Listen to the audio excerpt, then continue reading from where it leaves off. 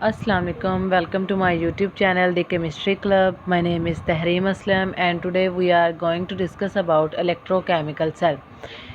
Electrochemical cell ये physical chemistry का topic है और इसमें आज हम इसकी टाइप्स और इसकी पूरी एक्सप्लेनेशन देखेंगे, जिसमें इलेक्ट्रोलाइटिक सेल और गैल्वानिक सेल भी आ जाता है और इनकी कंपोजिशंस एंड वर्किंग। चलें तो फिर स्टार्ट करते हैं। Electrochemical cell, the cell which convert the electrical energy into chemical energy called electrochemical cell. It is a system, ये एक सिस्टम है जिसमें इलेक्ट्रोड्स को किसी भी इलेक्ट्रोलाइट में डिप किया जाता है और बैटरी के साथ कनेक्ट किया जाता है। Electrochemical cell is an energy storage device in which other a chemical reaction take place electric current, मतलब इलेक्ट्रिक करंट के ज़रिए केमिकल रिएक्शन टेक प्लेस होते हैं। इसकी दो टाइप्स हैं, electrolytic cell and galvanic cell. Electrolytic cell देख लेते हैं। In which type of electrochemical cell जिसमें non spontaneous chemical reaction take place होते हैं, मतलब करंट गुजरता है और non spontaneous reaction take place होते हैं। Cell in which electric current derived redox reactions. Electrolytic cell में इलेक्ट्रोलाइसिस का एक प्रोसेस आ जाता है। The process in which a compound in solution और molten state decompose by passing electric current through it, मतलब कोई भी कंपाउंड जो सोल्यूशन और मोल्टन स्टेट में हो और करंट के गुजारने से वो अपने आयंस में डिकम्पोज हो जाए, तो इस प्रोसेस को हम इलेक्ट्रोलाइसिस कहते हैं। इसकी टाइप देख लेते हैं इलेक्ट्रोलाइटिक सेल की। Down cell, the Down cell consist of composition, working and का एक्सप्लेनेशन। कंपोजिशन में इसमें हमारे पास आ जाता है एक सेल टैंक और electrodes, electrolytes and DC current यानी डायरेक्ट करंट। सेल टैंक क्या है? A cell tank is taken in which reaction is perform, मतलब एक पूरा सिस्टम जिसके अंदर रिएक्शन होता है, पूरा एक रिएक्शन परफॉर्म होता है, उसे हम सेल टैंक कहते हैं। जैसे कि यहाँ पे आप लोग देख सकते हैं। आगे इलेक्ट्रोड क्या है? The two electrodes are used connected to, जो पॉजिटिव टर्मिनल के साथ होगा वो एनोड होगा और उस पर ऑक्सीडेशन होगी।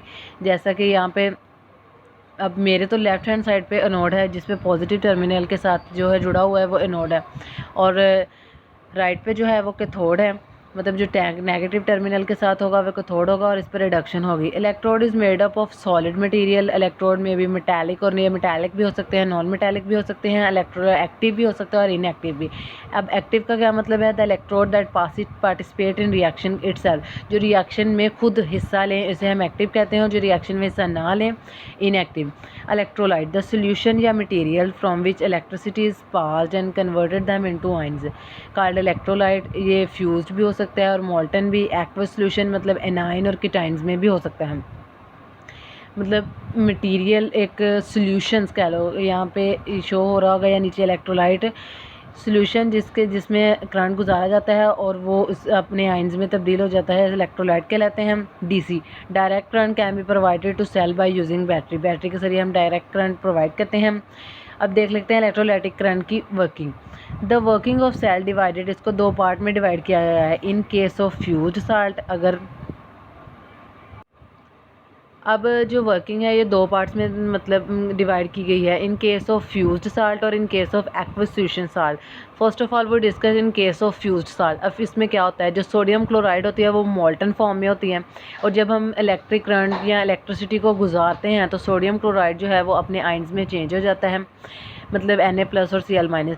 After converting into ion the oxidation and reduction potential at its respective, मतलब ऑक्सीडेशन और पोटेंशियल अपने इलेक्ट्रोड पर ऑपोजिट होती है या और केमिकल एनर्जी प्रोड्यूस होती है। Oxidation occur at anode and reduction occur at cathode.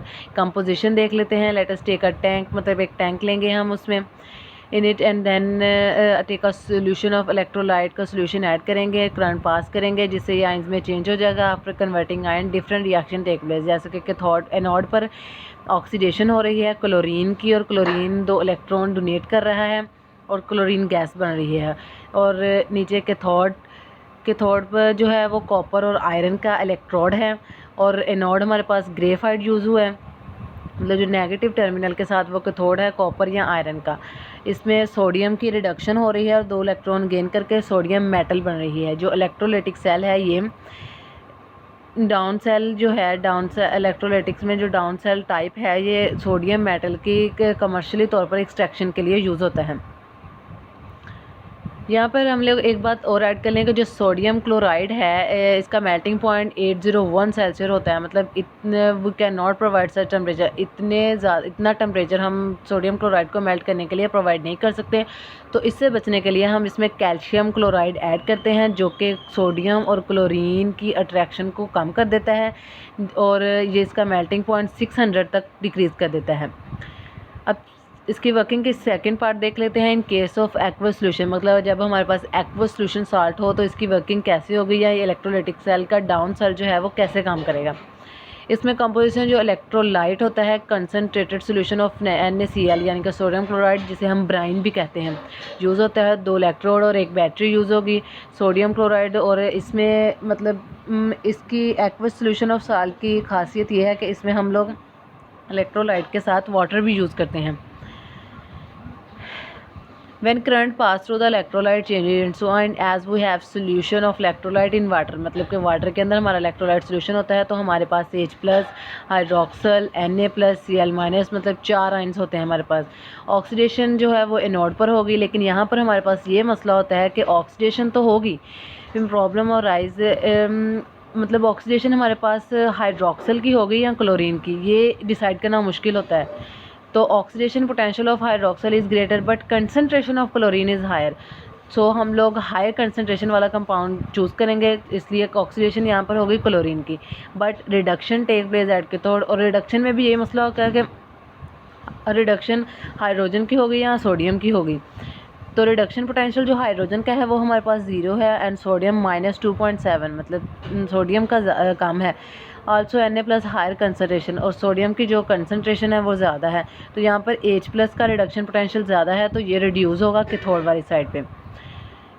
At anode oxidation यानी क्लोरीन ऑक्सीडाइज होगा और 2 इलेक्ट्रॉन लूज़ कर देगा, और जो H+ है वो रिड्यूस होकर 2 इलेक्ट्रॉन लेगा और गैस बन जाएगी। और यहाँ पर हमारे पास कास्टिक सोडा बनेगा, यानी कि sodium hydroxide is use for the production of caustic soda at commercial level. इस सेल को हम नेल्सन सेल्स या डायफ्राम सेल भी कहते हैं, मरकरी सेल भी कहलाता है।